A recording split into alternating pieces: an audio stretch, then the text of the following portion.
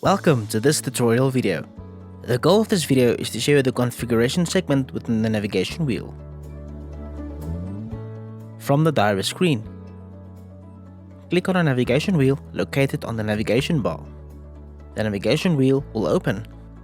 For more information on a navigation wheel, please refer to the navigation wheel user manual linked in this video's description. Click on a configuration segment. The cash register management screen will open. We will begin by reviewing all the tabs within the configuration navigation bar, providing an explanation for each one. Cash register management screen is utilized to manage the payments made by patients for the services rendered by the practice.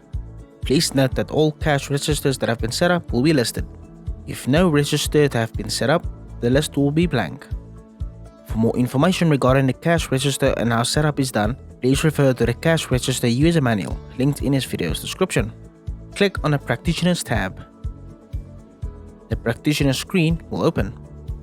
The Practitioners screen displays a list of treating practitioners, referring practitioners, assisting practitioners, and staff practitioners associated with a specific medical practice. This list includes demographic information of each practitioner, which is also essential for processing medical aid claims. For more information regarding the Practitioner screen, please refer to the List of Practitioners Overview user manual linked in this video's description. Click on a Close button to return to the previous screen. Click on the Audit Log tab. The Audit Log screen will open. The Audit Log serves as a record of events documenting all transactions and actions executed on a particular transaction. It provides users with information regarding the timing of actions within the software and the user's details associated with each action. For more information regarding how the Audit Log screen works, please refer to the Audit Log user manual linked in this video's description. Click on the Dama Setup tab. The Disease Administration and Management Assistance screen will open. In a healthcare setting, the Dama protocol refers to a set of instructions, also known as medical guidelines, that outline the process for analyzing specific patient findings or controlling a particular disease.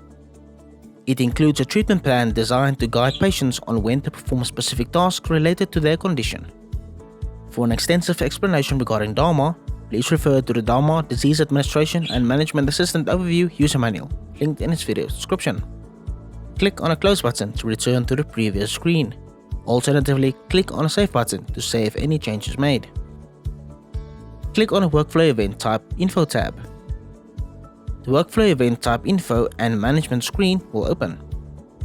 The workflow events includes actions established within a system to incorporate tasks and forms into clinical information. In a GoodX system, templates have been configured to streamline this process, making it convenient to employ and complete them.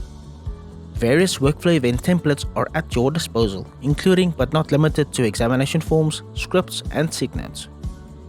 Click on a Close button to return to the previous screen. Click on the ERA Management tab. The ERA Batches screen will open. ERAs, short for Electronic Remittance Advice, serve as references for bulk payment runs initiated by the medical aid, facilitating the import of payments made toward debtor accounts into the GoodX system. ERAs are a time-saving measure that helps prevent errors during the payment capture process from the medical aid. For an in-depth explanation regarding the ERA Management screen, please refer to the WA ERA Management Screen Overview user manual linked in this video's description. Click on the User Management tab. The User Management screen will open. User Management is responsible for controlling access to various features of the software.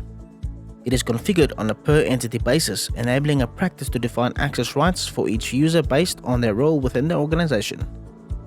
For more information regarding user access setups, please refer to the Web App Roles and User Access chapter within the Best Practice Guidelines book linked in this video's description. Click on a Close button to return to the previous screen. Click on a Profile Setup tab. The Data Statement Profile screen will open. Creating profiles for data statements empowers users to define specific information and settings for each data statement. This includes determining the statement issuance frequency, customizing the statement layout and format, and configuring any available customization options. Within the Profile Setup tab, users can create multiple profiles tailored to the unique requirements of their practice. For more information regarding how to set up a new data statement profile, please refer to the Data Statement Profile List user manual linked in this video's description.